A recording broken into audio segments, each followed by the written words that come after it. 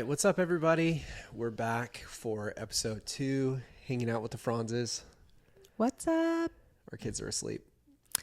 Yes, the kids are asleep, and it's actually early tonight. Praise the Lord. 8:20. This is good timing. I feel like I'm actually whispering right now. So, yeah, but we got such great feedback from our last video, and yeah, just excited for what's next, and just creating more of like a rhythm.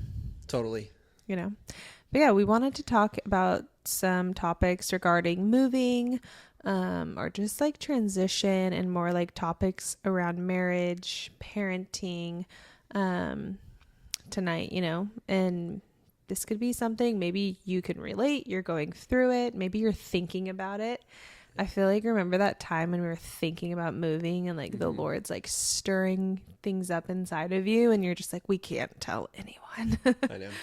You know what I'm talking about? I do remember that. I remember walking through Harveston and being like, I think God's telling us that we're supposed to move. But yeah, maybe not everybody, or maybe there's somebody in the relationship that feels like they're more prone to wanting to move than the other. I feel like that's something that we had to navigate.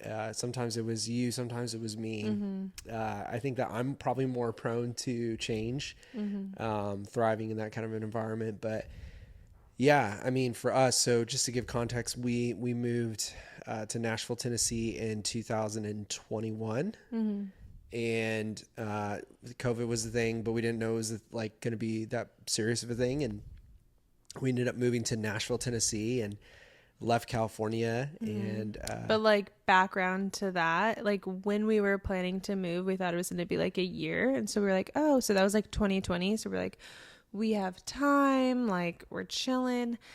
And then we actually ended up getting pregnant through that time, because you just never know. You don't know if you're gonna get pregnant right away or what that challenge may look like.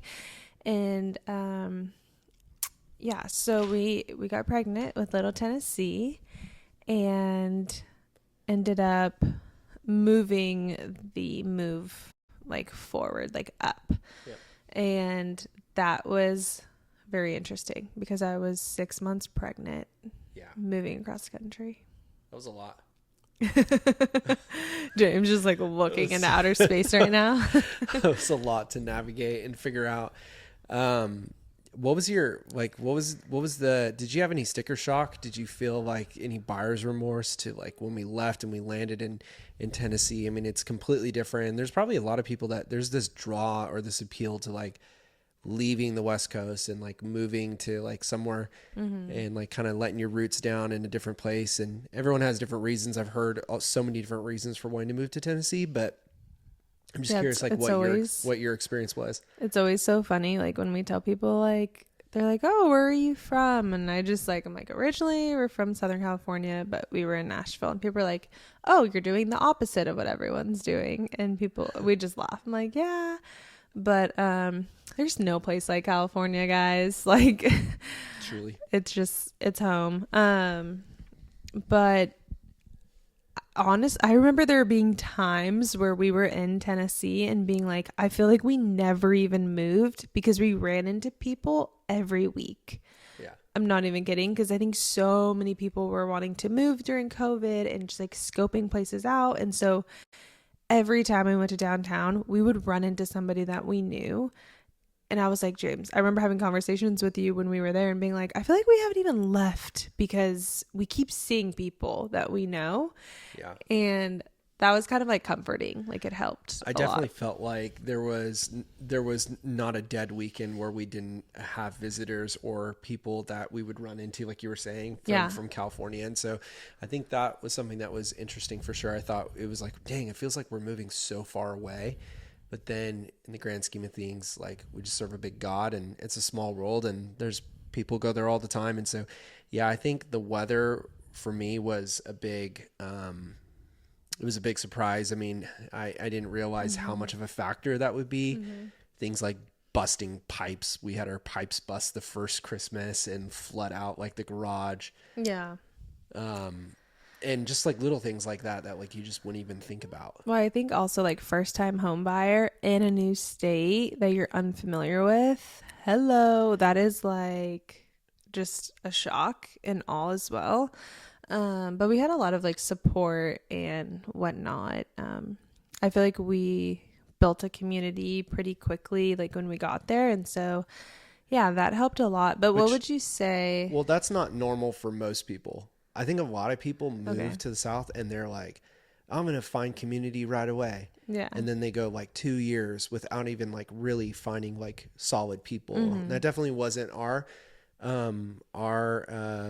experience, but that's because we started a church and we had people in our house like immediately. Mm-hmm. But go ahead. What was your question you're going to I ask? think also like when you're pregnant and you have a baby, like it just people like gravitate towards you and I don't know, they just want to be a part of that. And so I think that too, like knowing we were a young family, people just kind of like came and like helped us and Right. surrounded us. And so that was really nice too, especially because we were a leaving family. But I also feel like there was just so much purpose through that season in areas where we just had to grow independently and also like relationally as a couple. And so, yeah. Yeah, it definitely feels like that was the time where I started to like work with my hands, which sounds so silly, but Yeah, we always said James is a communicator. like not a handyman. But then that was a year like got power tools, like had to like you gotta just upkeep. Like we had so many huge trees like over our property, and so like So many. raking and cleaning and like spraying down things and like it sounds so silly, but like those are just things you just don't think about really in California. And that was something that even like our lawn, like we had a huge front and back yard and I had a push mower. And so like and with the humidity and stuff like that, like when the grass grows, like you sweat Mm-hmm. like Yeah, a totally. lot. Like, and it Yeah, was it's not awesome. like California Not where it's really. like just like a bunch of turf. You're just like, oh my gosh. Like, no, you have bags of Or leaves. HOAs. I had this expectation that, it was going to be more affordable and it was going to be like easier to live out there. But really the household income is lower, for Mm-hmm. the medium house family. And then also, just the cost of like insurance was insane. It was so high for like a family of Mm-hmm. four. Um, that that was really difficult. I remember just like so many times I had so many different jobs. I 3, 4 different jobs while trying to plant a church, while just trying to be around. It was Yeah. it was a challenging season for sure. Yeah. But you did good. And you got so okay, can we talk about Ubering in Nashville though? James, you had like 3 or 4 jobs when we lived out there, along just being bivocational, like Right. pastoring. Mm-hmm. So what was that like in Honky Tonk Town? Ubering was interesting. It was, I had some friends that did Ubering by the airports, and Oh yeah. yeah, they worked like the morning shifts and they stuck to that route, and Mm-hmm. they're like, this is what I do. This is how I make a living. And honestly, like, I don't know. I didn't have the right type of vehicle for that. Like, Yeah, so, it's your we were truck. driving I was doing Uber in our truck, which is just not what you do when you need to Mm-hmm. Uber because you're just eating gas up. But yeah, I don't know. I mean, there was some crazy, sketchy stories for sure doing Uber. I remember picking up like this guy, like from a gas station. I was like, "How's your night going?" He's like, "I just got out of jail." And I'm just like fixing the rearview mirror, like, "What? Like you just got out Yeah. of jail?" But Like, it ended up turning into a total God story. yeah, it totally did. It was pretty crazy. It was like this guy that, long story short, he had just got out of jail, and he had given his life to the Lord in jail, and it was for gun charges that they had him locked up. He was from out of state, and so he was being held up there in Tennessee. He gave his life to Jesus, and then in the car, he gets picked up by this person who's supposed to take him back to his state. And in the front seat, he sees a loaded gun, and he prays in the back seat, and he says, "God, if you're real, get me out of this vehicle. I don't want to go back to jail." And immediately after praying that prayer, she gets a phone call at the driver, and she has to drive him back and drop him off, and says, "I can't take you." He calls his roommate that's being In held the up. in the sale, right? Yeah, and the roommate's like, "Well, like you saved my Jail life. jail sale. Yeah, you Am I saved saying my that right? life from like I guess being stabbed to death or something." And so he's like, "I'll get you a hotel room and an Uber." And so he's telling me this story, and I'm like driving him, and I'm just like, I don't know. I remember just asking him, like, isn't that crazy how you were praying and talking to God, and like God gave you an Uber, and the Uber happened to be a pastor. And like, I just want to like encourage you that, you're not alone, that like God does hear your prayers, and like God has a big plan for your life. And like, come to our church on Sunday and we'll like feed you and that kind of stuff. And so crazy stories like that would happen. But honestly, it's just not like sustainable, or it wasn't for like what we were trying to do and what we were trying to build. It was definitely cool for learning like the infrastructure of like the city, and just like meeting people, and just like learning like, I guess the topography of that area and the vernacular of the way they spoke. Those things were interesting to me, and it was helpful. Yeah, totally. Yeah. What about having kids, moving across the country with children, let alone a wife who's 6 months pregnant, and Abel was a year and a half? What was that adjustment like? I guess I should ask you that question. Like, what was that? What was that adjustment like for you? I mean, you were carrying a baby. We joke and say our first Bible study, there was 11 people, and that's because we counted you twice, because there was 10 in your womb. And so, every soul counts. But essentially, yeah, like, how was that experience for you? Was it what you expected, moving while pregnant? I would say so, honestly. I feel like I'm a very logical, realistic person, and I like think about those logistics prior. Like, okay, this is going to be hard. This is going to be a lot. Just being pregnant, moving, being on your feet. Thankfully, I didn't have to do the drive. I flew, because that would have sucked. But just like being on your feet and whatnot, and then just being like postpartum, welcome people into your space, just into your home. And but at the same time, we met so many people.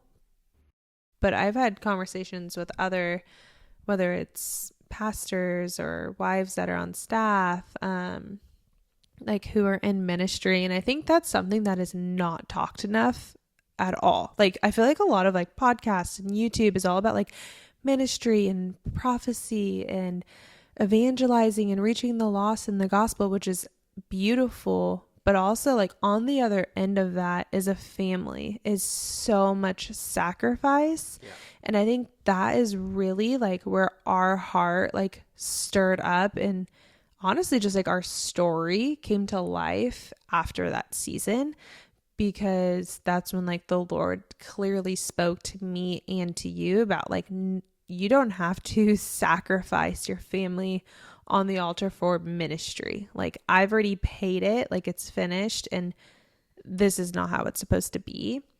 And so just if you're wanting to start a church, if you're in ministry, you're making those sacrifices, like, also remember, like, God has already gone before you, and he wouldn't make you do something that's going to cause like you to be in regret. It's like, really think about, okay, is this what the Lord wants me to do? And also like listening to that whisper, because it doesn't mean he didn't like plant that seed and he's giving you like dreams and desires, but he also will tell you how to do it.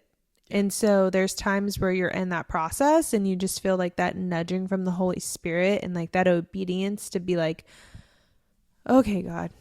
And sometimes obedience is also saying no. Right. And having the self-control, the fruit of the Spirit, to be like, you know what? This is not how it's supposed to be. Even if it's hard and it disappoints people, and it feels like you're going against the grain, that also is obedience as well.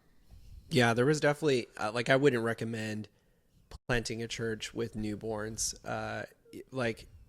It's super challenging and difficult, and no one is going to care about the safety of your kids more than you. Right. And so that's not their responsibility. That's ours. And I just remember like just crazy things happening. Like, I remember like Easter service, I'm wearing a white shirt, and we had set up a church in the community center, And like 3 minutes Oh my before god. service starts, someone's like, "What is that smell?" And I was like, "Man, I don't know. It smells like poop up here."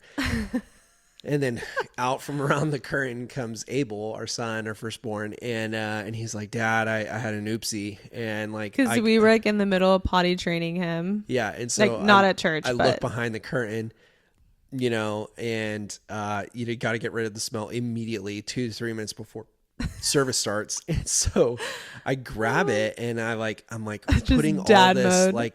like from the wood floor, and it's just like smeary, it's hot, and there's no fans, and some of it got on my shirt, my white shirt, poop on my white shirt.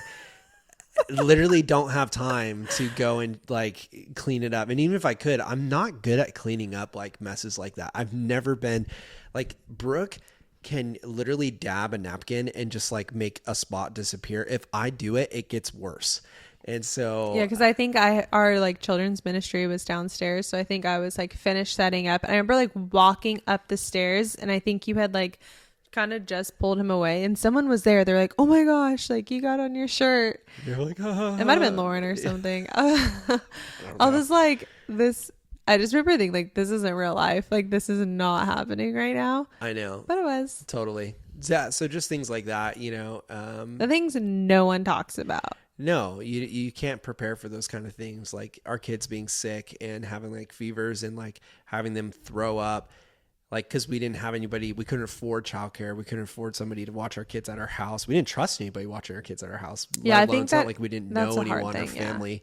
So, you know, we bring our kids to church, they have fever and he's throwing up, and I'm like holding it in my hands because everyone's like frozen, like not getting a bag or anything. And I'm just like, service is literally like about to start.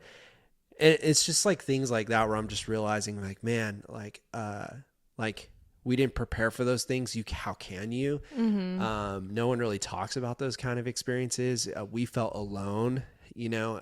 I certainly was like, man, this is really challenging and difficult. But all in all, like I wouldn't change anything. Like I'm so grateful for our kids and like the season of life that we chose to have kids, and the timing of all that, and God sending us to Tennessee like really like developed us and caused us to have a greater dependency on him and to trust him more. And so Strengthened our people faith. ask us all the time, they're like, did you not hear from God? Were you not supposed to go? And I'm like, we were absolutely supposed to go. It's just that Yeah. like our time there was shorter than we expected, and that's okay. Yeah. But like we've continued to live a life of surrender and a life of Mm-hmm. obedience and just following that call. And you know what, honestly, like the mission of our church and like what we were doing, like we're doing that mission now. And it's so cool to be a part of like a community of people that are pursuing the Lord and are pursuing like the lost and like seeing them saved and all those kind of things. And so like I'm grateful. And Tennessee was fun, but I'm grateful to be back in California. Totally. And I think that's what we realized. Like while we were there, we were like, we would meet people and be like, oh my gosh, this is why we're here. Like, we're not here for a building or for a church. We're here for people. And God sent us there for specific people to have encounters and to know him. And there's still people there till this day who are married now and relationships. It's just so crazy to see, like, years later, you like zoom out and see what God was doing, even though like in that season, like we're just like the type of people where we will like push and like just have like thick skin, you know, like we're just like, all right, like we're gonna grind this out. But then like we're also people where we're like, okay, we know like when the Lord is like nudging us. And also I think it's okay to talk about like grief as well. Like how you mentioned people being like, did you hear the voice of God, you know? And it's just like when you're like, okay, I guess like you would have to be going through like a transition to understand this feeling. Right. But you almost begin to grieve, and the Lord begins to prepare your heart when you're about to come into a time of transition and into a different season. And yeah, maybe just like we could talk a little bit about that, like expectation versus reality, and just that process of like grieving and then like also trying to be expectant. Mm. Like when you're a dad, a provider, Mm-hmm. like a husband, all of those things, keeping it together, you know? Yeah. Yeah. I think one of the scariest things for me was, was knowing, okay, we have been obedient and we have stopped this mission that we were on there at that assignment. Like that assignment had come to an end, and then it was like, now what? And not having clarity for like 6 months was devastating. It was hard because I think I wanted to like expedite into the next thing and like, all right, like we're on to the next, and like we're moving forward, and like almost to like usurp like feelings and just to bypass those things, so that like, because it was uncomfortable and people would ask us and we would just be like, yeah, we're just here, we're just hanging out, and that felt so foreign. You know, and I think like call it whatever, you know, people want, you know, I certainly, I felt I still felt the weight. I still felt the responsibility of people. They were still our neighbors. They were still in our community. We were still gathering and hanging out and breaking bread together. We pastored people to different churches, which was really rad. And I'm grateful that we were able to do that. And people got connected to communities and other churches. And there's great pastors out there. But, you know, for us, we just needed to go to church and just like receive. And that was like the starting point of really working on us. Like, I think, I just didn't have any margin to really work on me, at that point. And so that's when like started getting into like fitness, like a little bit, you know, in Nashville. Yeah, I remember. And we also had like a falling out with a family member, and that was really difficult. You know, it's like so many people just see things from like an online perspective, or when you're up preaching or whatnot, or casting vision, but not knowing what is happening behind doors, what is happening, you know, like I think now, like not being lead pastors, like it's just like you feel that weight so much when you're a lead pastor. And it's like, pray for your pastors. Like, you don't know what they're going through, what they're experiencing, the weight that they're carrying. And it really does humble you and just help you recognize just what people are going through. Like, you just don't know. But yeah, it's just so good. Yeah. I think like one of the things that we know we needed Yeah. was just like a night off.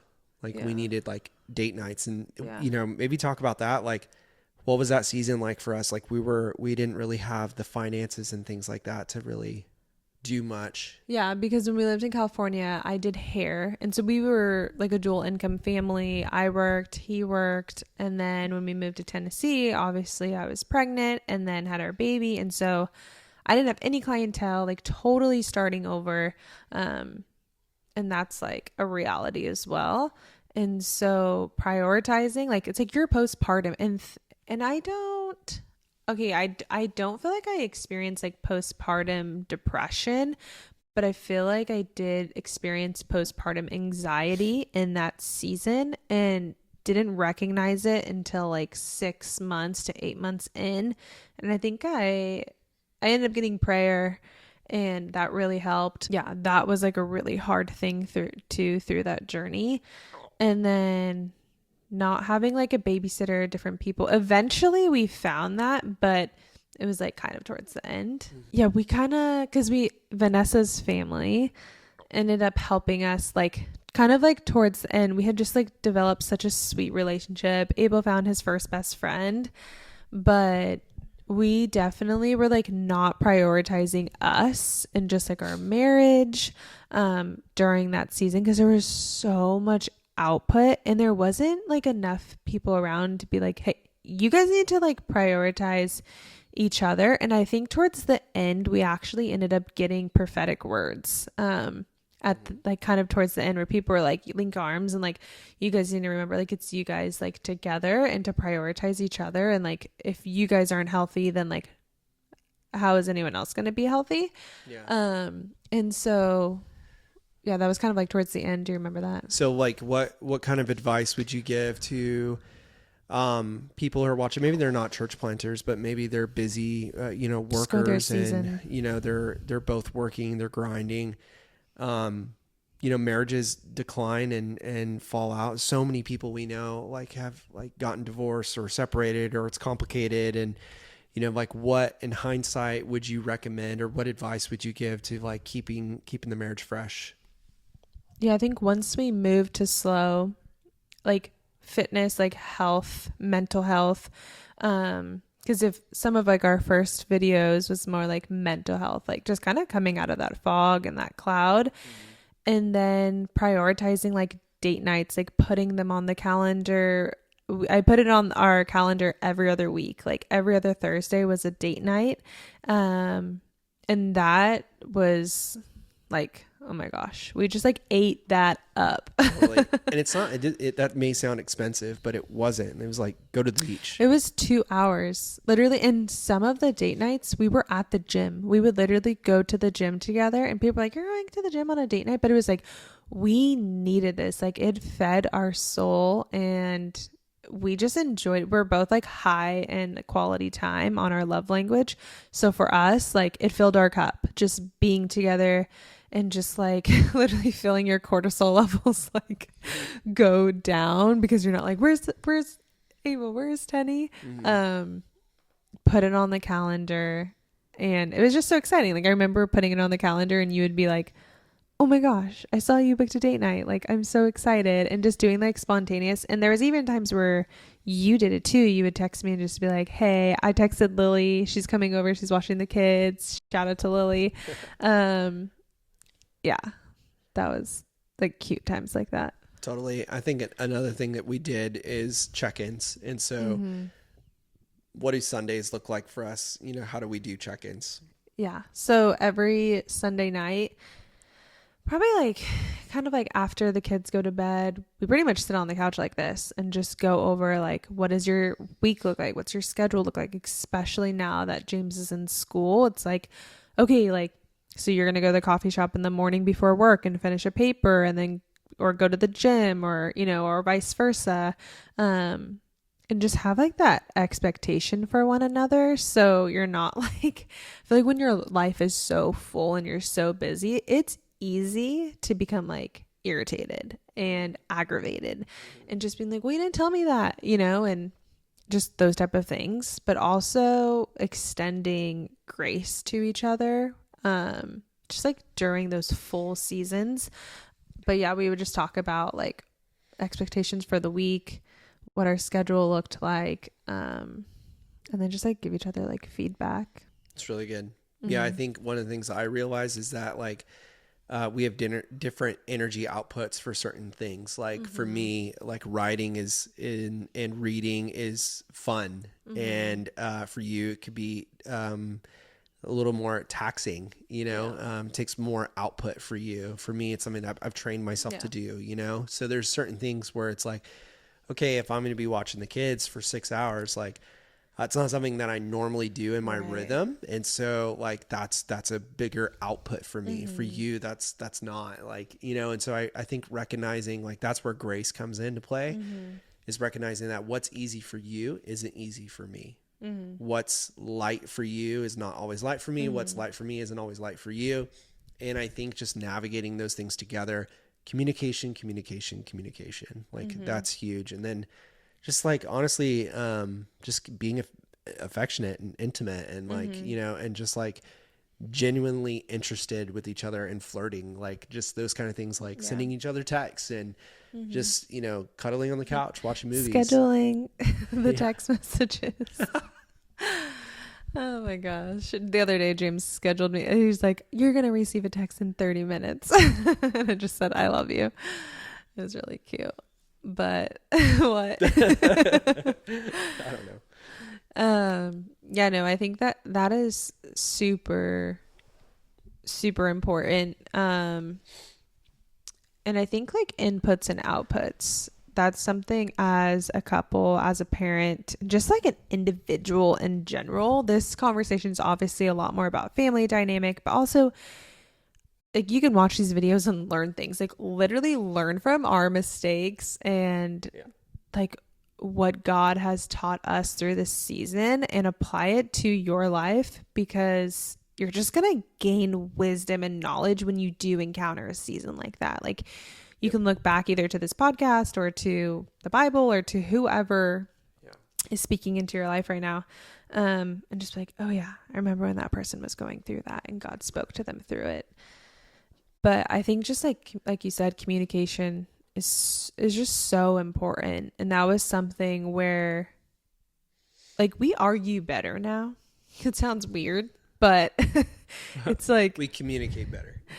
but communicate, but also it's like we can have a disagreement or a disagreement. Some people like saying disagreements rather than arguing. We disagree better now.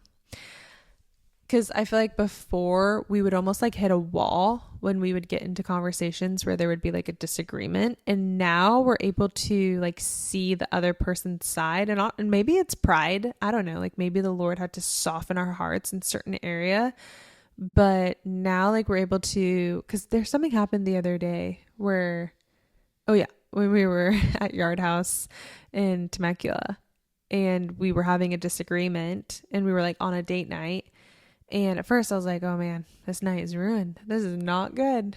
But then we did like a hard reset and ended up having a great night. But it's things like that where you begin to see progress in your relationship and you're like, oh wow, like that would have ruined our night like 2 years ago, 3 years ago, whatever. And now seeing the progress that we've made just through communicating and just recognizing that each person's feelings are valid is huge. Absolutely. But yeah, I think just like going from that point onto the last point of communicating better with one another, how has that been just as far as goals? We talked about that in the last podcast, like having New Year's resolutions and different goals for one another and also for yourself. How is that we're able to do that together as a couple, supporting one another? Yeah, I think, Ecclesiastes says like two are better than one. One can stand alone and be attacked and defeated, but two can stand back to back and conquer. Yeah. And a cord of three strands is not easily broken. And I think that scripture, what that implies is that like two can stand back to back, like having each other's back is everything. I think in a relationship, it's like you knowing I'm your number one supporter. Like right. I'm gonna champion you greater than any other man or any other woman. Like I'm your Samwise Gamgee, to the Frodo Baggins. And so I think where was I going with that? I think just like having each other's back, supporting one another, knowing that like it's not your goals, it's our goals. Yeah. And if there's ways that I can like be in the background and support you and like help make that easier for you, like that's right. Like what I take joy in doing and serving you and helping. And so, I once heard like a pastor say it this way. I think I heard it from a pastor. I don't know where I heard it, but it's like, when you're married or you're in a relationship where like you're working together, it's like any burdens you have, they're cut in half because I'm carrying 50% of the weight with you.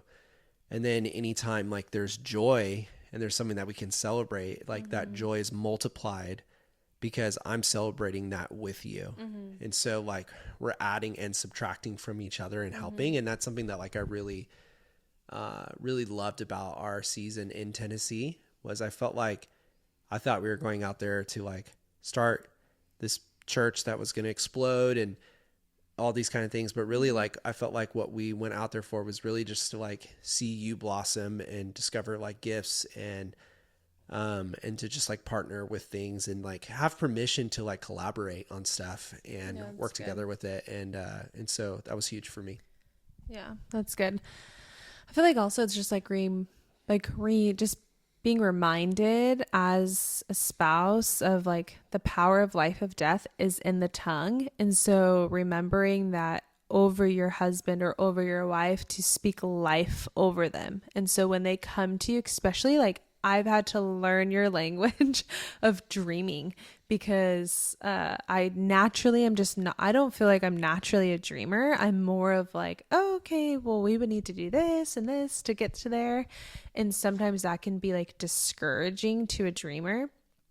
And so realizing like how do I speak life over my husband? How do I communicate with James in a way that is encouraging and edifying to him? And also just doing that is in a way that is the gospel and a marriage, you know, because I think sometimes like as pastors, ministers, like you're always like looking at other people and like, okay, God, speak to me. Like, what's the word you have to them? And then we're like, well, what do you have for James today? Or what do you have for Brooke today? You know, like, God, what are the things that you're stirring up within them that I could be fanning that flame and encouraging them and like just speak life over them? And I think that's something that this year, like we have just been reminded of, and the Lord has just been like calling us to steward within one another, is how we communicate and how we support each other when it comes to goals, whether that's together or personally, and just through like whether it's like fitness or, you know, your relationship, your faith, career goals, school. I think those are all different ways that you can practice and develop it. But yeah, I think the Lord has absolutely been strengthening us in that. Yeah, I think one of the things I admire about you being like a realist and very practical is, you know, we can have like this lofty idea of like, we want to do this. Yeah. Or I want to do this. And you're really good to ask like, how are you going to do that? Not just like what you're going to do. Yeah. And if we don't have a plan, like we're really, it's just like a 50-50 chance. It's really honestly like poor investment and stewardship. If like you feel like you're supposed to do something, but then like, if I don't have a plan for it, how can you support me? Because you don't know what I need to get that done. Like the same way where you're like, yeah, like you said in the last video, I want to lose 20 pounds by the end of the year. It's like, okay, well, like, what's your plan? Oh, I want to go to the gym 4 or 5 days a week. It's like, okay, well then I got to make space and time for that. I got to make sure that you're going, because if you don't have a plan and then I'm not supporting you with that plan, like I'm holding you back rather than like empowering you. And so like, I never want to be like pulling you back. I want to be like pushing you forward. Being a launching pad for one another. I think that's hits the nail on the head, because I'm sure there's, whether it's we've been there or we've pastored people through that, where just like supporting one another in that way is huge, because you can easily just like tear down one another, and then that's really hard. Like it's a difficult space, and then you feel like you're not trusting one another. But I mean, you let me straight razor your neck and your beard, so I think we have a lot of trust. There's a lot of trust there for sure. There's a lot of trust. Yeah. And I guess any words of encouragement for just people watching? Or yeah, honestly, I think just to encourage you, if you're watching this and like you have transitions or changes or things where you're resonating with our story. Like I remember just like feeling like I wasn't ever doing enough, which sounds crazy because we were like doing so much and trying so hard. And just like those inner critic thoughts of like just feeling like, well, you're not doing it as good as that person, or like working hard enough or seeing the results. And I would just encourage you, like, just trust God with like the process, like be faithful with what you've been entrusted with. Like if he told you to do something, do it. Like, but don't just copy other people, and don't feel like you have to like be where somebody else is. You don't know their journey and their process looks different than your process, and ours look really different. Good. And so like, just be encouraged. Like everybody's setting goals, and truth of the matter, most people don't even hit their goals. And part of the reason why they don't hit their goals is because, they have this passion for a couple of days or like a week or a month, but like passion that like isn't like stewarded well doesn't turn into duty and doesn't turn into discipline. And so like, just be faithful and just take the small steps and just like partner with people and like let people in on like, and to hold you accountable and to like walk with you through it. And because you may not know how to do something, but there are a lot of people who know how to do what you don't know how to do yet. And so just ask questions, stay curious. Just be a student. And just, be a student and lock in. So hope you enjoyed this video. Yeah. If you're watching this, you can hit the like button, subscribe to our channel. This really helps us and motivates us to keep doing these videos. And so we hope you have a good night. Bye, guys.